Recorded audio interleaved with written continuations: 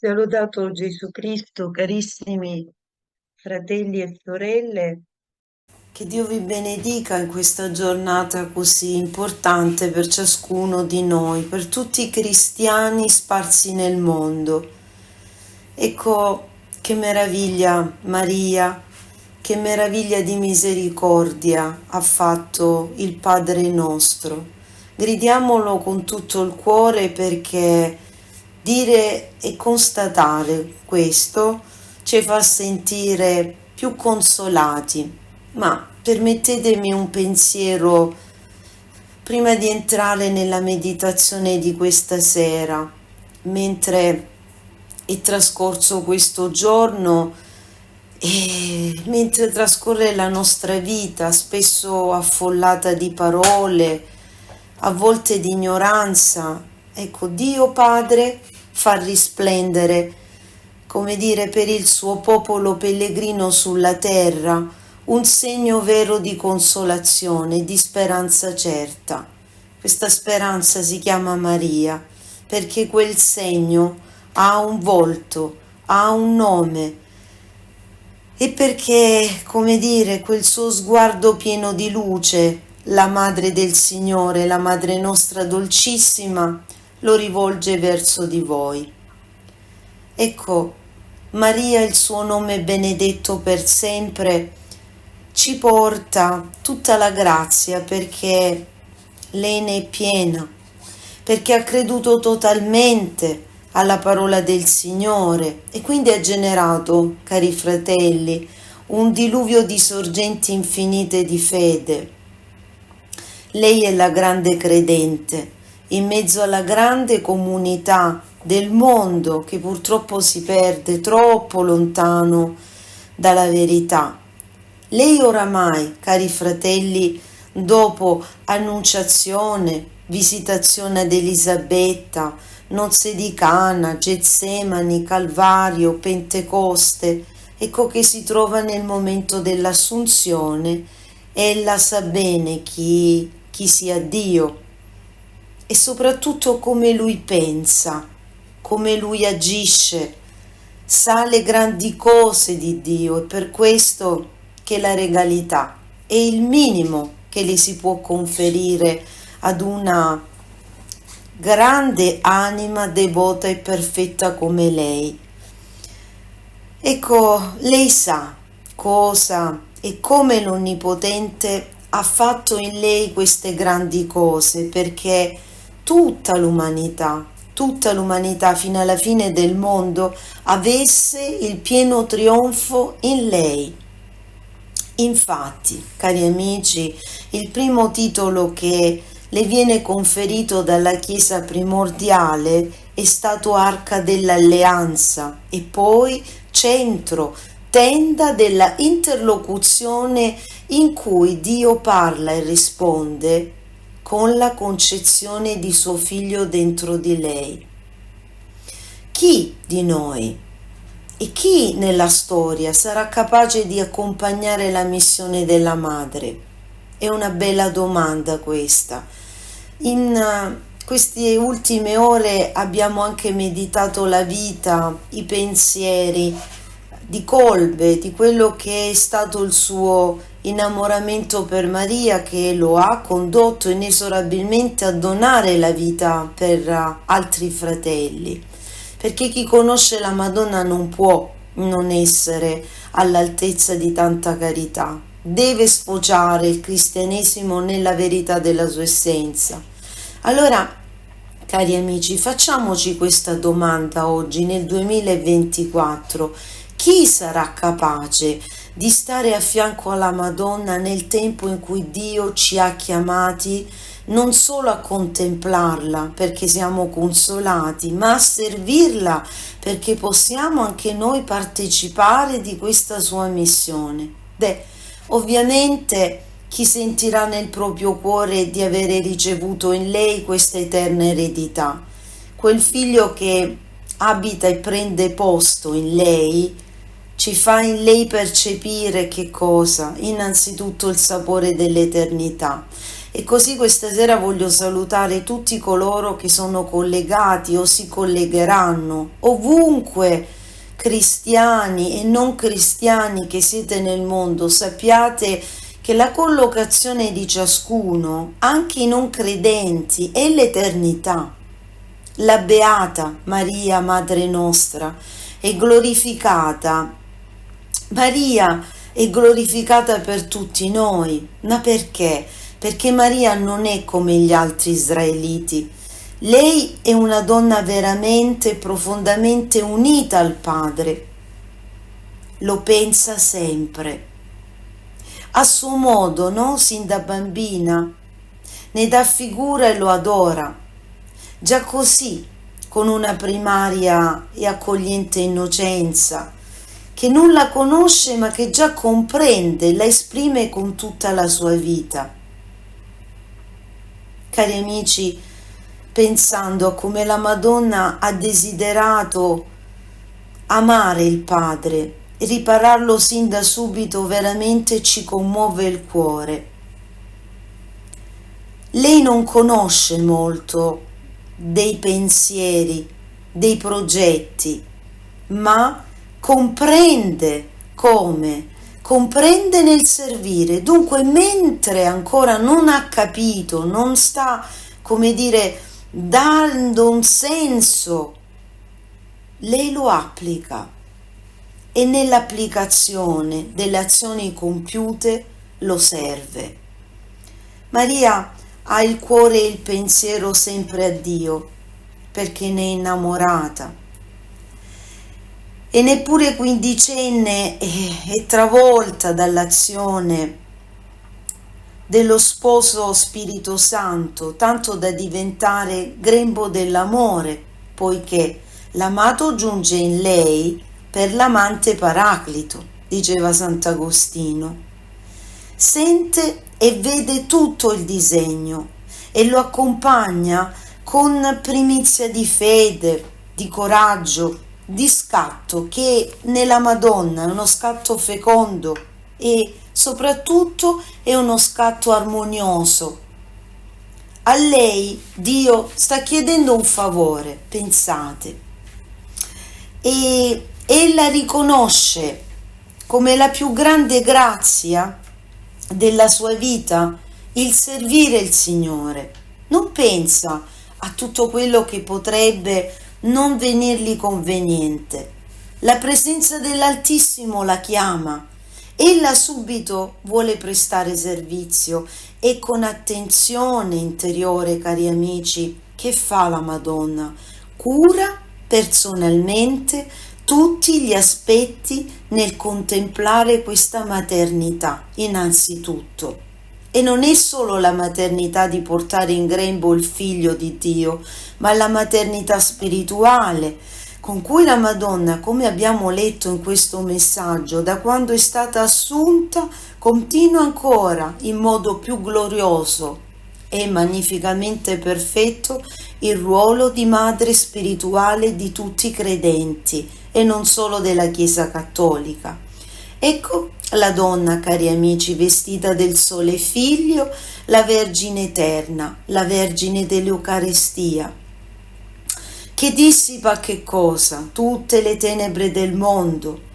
Testimone lei, sì, autentica, di glorificazione, ma in questo suo essere umana e terra consacrata, oltre che immacolata nel concepimento per nostra grazia e poi per la sua futura mediazione, lei non fa altro che mostrarci come Dio Padre l'ha sottratta alla corruttibilità della morte, con tutto, come dire, la sua volontà l'ha posta alla sua destra gloriosa e con il corpo ed anima ella ancora ci assiste ed è presente in mezzo a noi.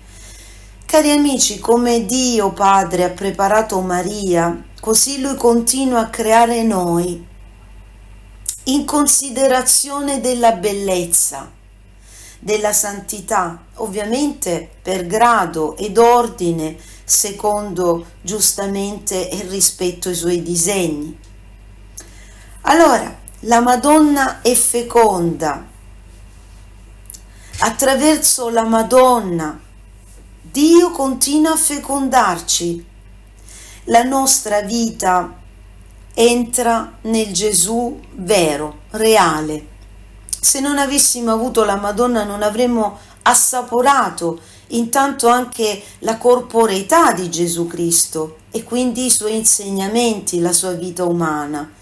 E quindi, come dire, la Madonna Maria Assunta, dopo la dormizione, perché assomigliasse al riposo mortale che Gesù ebbe prima della resurrezione, la rispetta, la fa dormire perché ci vuole fare capire una cosa, e lo dice bene Sant'Ireneo, l'importanza della nostra identità, il progetto di salvezza del Padre che non è ancora terminato. Cioè, che vuol dire l'importanza dell'identità? Che nel morire, il nostro morire, il morire di tutti, c'è il rispetto del disegno del Padre. Ecco, cari amici, questa sera voglio appunto immergervi nella bellezza dell'Immacolata, che è veramente corredentrice. Se pensiamo che solo nel secolo scorso la Madonna è stata dichiarata assunta, ci vengono quasi dei brividi al pensare che sono corsi ben 2000 anni, oltre che la Chiesa primitiva, Damasceno, tutti quelli che hanno parlato di questa realtà di Maria, sono corsi tutti questi anni per dire quanto siamo lenti. E come il Signore adesso vuole ultimare il suo progetto di sapere.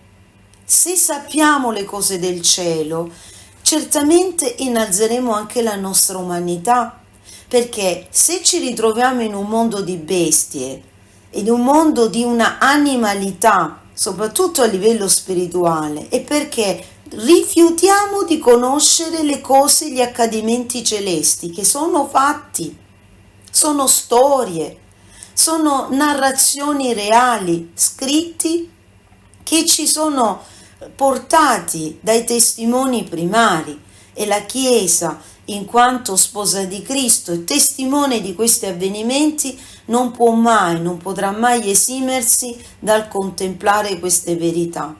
E colgo l'occasione appunto per continuare a volere testimoniare fortemente la presenza della nostra Madre Chiesa. Mi viene un magone, un nodo alla gola quando sento in giro che c'è gente che chiama la Chiesa falsa. La Chiesa non è falsa, la Chiesa è vera. Se non fosse tale, sarebbe stata già distrutta dai cosiddetti poteri del mondo, le sapienze di questa terra. Ma non solo le porte degli inferi non prevarranno, ma splendidamente ritornerà alla sua grande santità, non appena gli uomini si convinceranno che stare nella Chiesa vuol dire avere ricevuto un dono.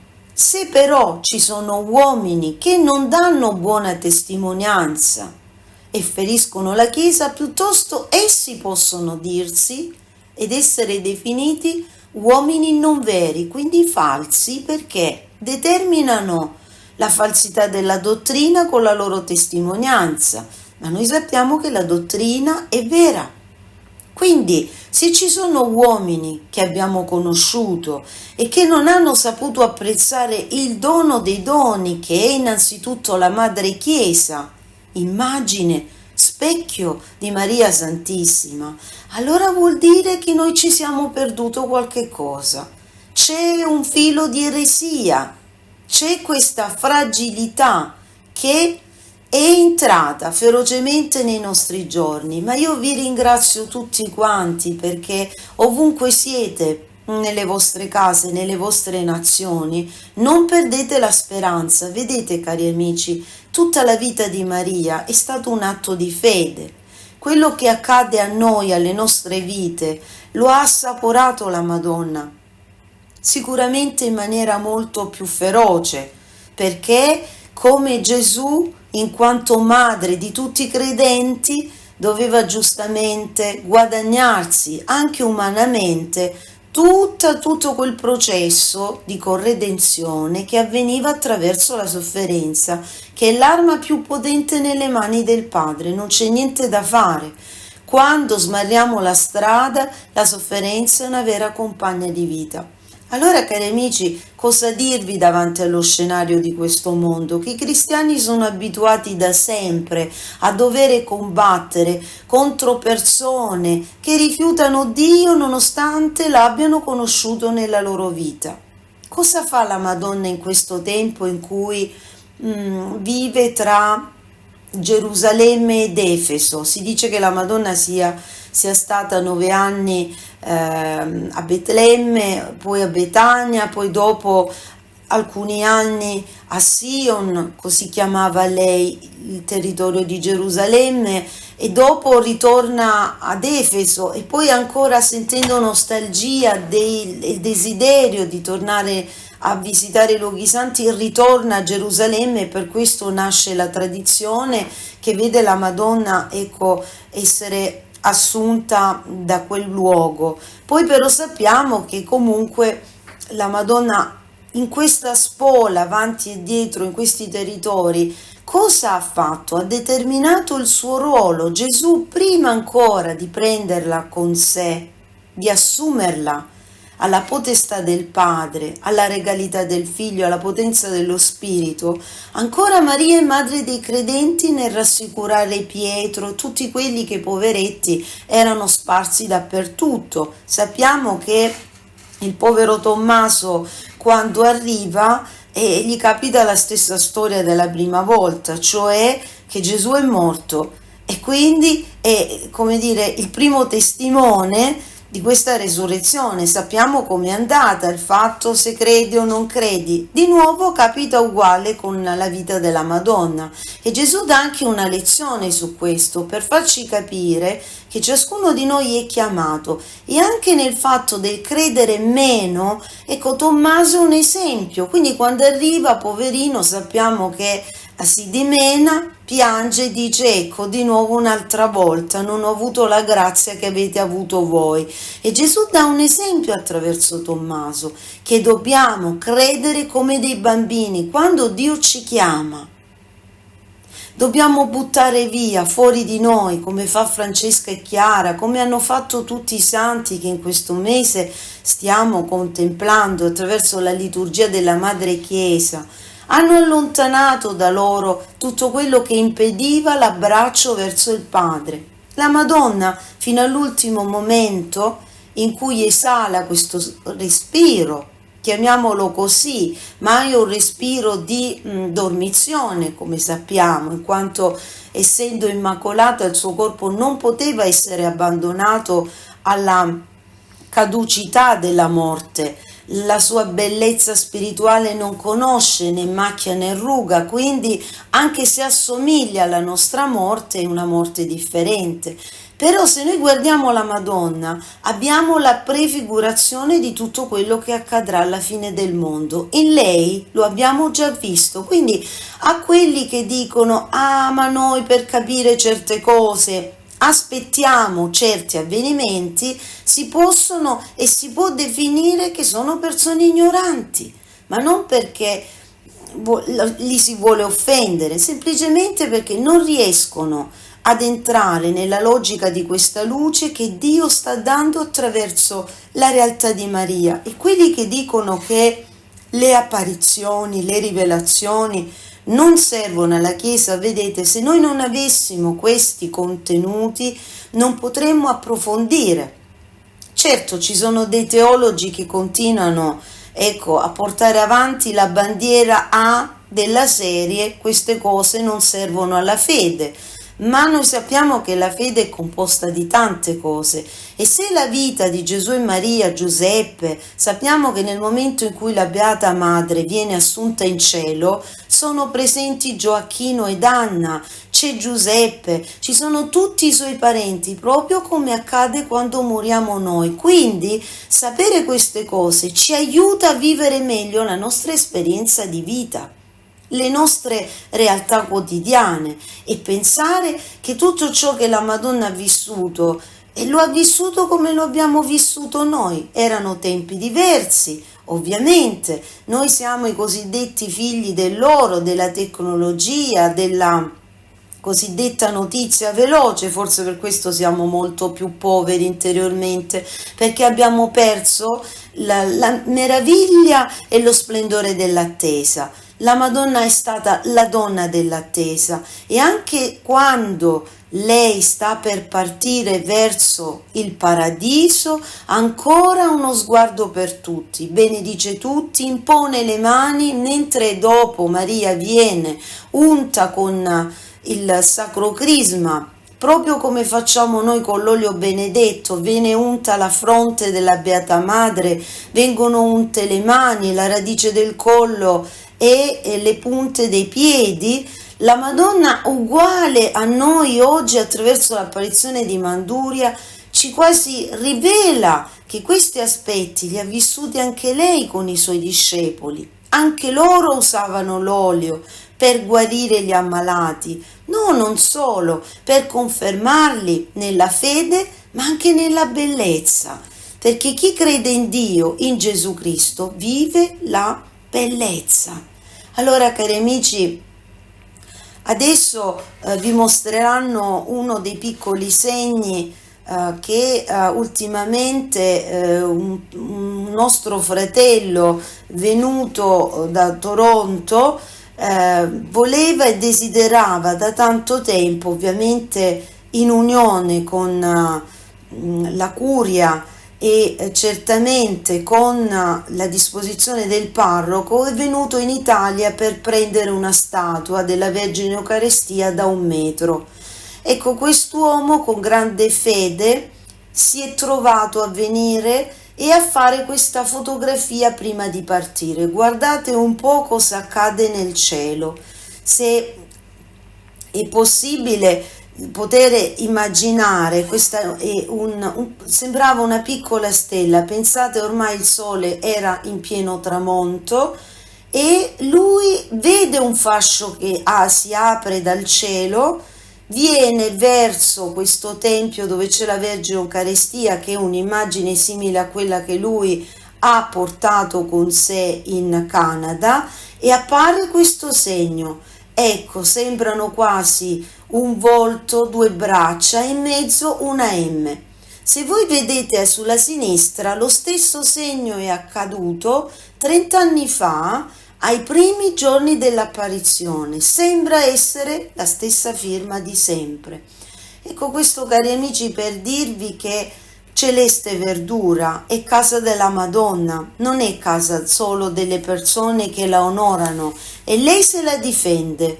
E tutte le volte che noi riusciamo a fare qualche cosa per questo lembo di terra benedetto, certamente facciamo sorridere nostra madre, che dal momento in cui è assunta ha pensato insieme al padre anche a Celeste Verdura.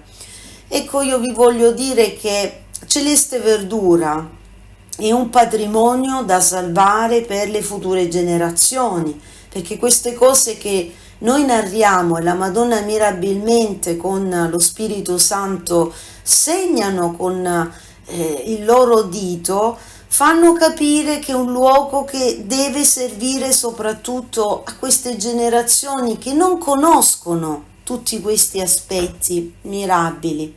E quindi gli alberi, per esempio, hanno tanto bisogno di quelli che sono venuti a Celeste Verdura, hanno potuto considerare che la xylella non è riuscita a distruggere i nostri alberi, mentre tutto intorno non c'è più un albero in piedi. Voi sapete che la xylella, per quanto se ne possa dire, comunque è abbastanza contagiosa. Allora questo terreno resiste. Ciò che noi dobbiamo continuare a fare, che sicuramente un po' malaticci sembrano, è aiutarli con tutto quello che saranno i trattamenti da poter fare. Quindi per questo vi chiediamo di sostenerci e di aiutarci, perché abbiamo già, attraverso una nostra sorella che è nel forum, contattato una persona che crea proprio dei probiotici per gli alberi che sono magari attaccati da parassiti ed altro, perché appunto ci aiuti a creare ad hoc qualche cosa per, come dire, dargli una mano, ecco, dare una mano a questi nostri fratelli alberi. Noi non li vogliamo vedere assolutamente né moribondi né abbattuti, perché soprattutto è il giardino di nostra madre e fin quanto è in nostro possesso noi dobbiamo salvaguardare celeste verdura. Voglio salutare tutti i sacerdoti presenti, voglio salutare soprattutto quelli che stanno vivendo momenti difficili nella loro nazione, ma d'altronde, cari amici, anche l'Italia non va e non andrà meglio. E voglio salutarvi dicendovi, molti di voi scrivono: ma com'è la vita di Deborah? E vi voglio dire, voglio raccontarvi semplicemente in pochissimi secondi com'è stata la mia giornata di oggi. La mia giornata di oggi è iniziata alle 6, 6 e mezza, e da quel momento non ho staccato mai di pulire, pulire, pulire. Il mio ultimo bucato di lavanderia l'ho fatto mezz'ora prima di entrare in Zoom. Questa è stata la mia giornata di oggi. Allora, quelli che si rattristano e dicono: oh mamma mia, ma che terribile festa stiamo passando oggi nel stare nel corridoi a pulire gabinetti, a fare letti, a fare la polvere, a, come dire, rassettare le schifezze di tanti che ancora non hanno capito che è finito il momento di fare, come dire, la vacanza, ma Dio benedice lo stesso anche il momento del riposo. Allora lascio nelle mani del sacerdote di poter fare la benedizione. So che forse si è staccato per un attimo internet, speriamo che si riesca domani ad sovrapporre No, ti abbiamo sentito, Deborah, Ah, ok, a tranquilla. sovrapporre la voce. Io per No, questo, no, tutto a che so che il posto. diavolo è furbo, ogni volta ci mette la coda, qualche volta in più anche le corna, ma noi ci organizziamo e domani poi viene rimontata di nuovo la voce su questa, come dire, realtà che è la nostra preghiera, un momento di cielo, il nostro Zoom. Bene. Grazie a tutti i sacerdoti, tutti quelli che amano la Madonna. Vedrete, non sarete delusi. Massimiliano Kolbe diceva sempre una bellissima frase: la Vergine Santa non deluderà i suoi cari figli prediletti, e in particolar modo i prediletti sono i suoi sacerdoti. Quindi coraggio a quelli che dicono: ma oggi ci siamo stancati. Cari amici, non stanchiamoci mai di servire Dio e purtroppo anche gli uomini. Sia lodato Gesù Cristo.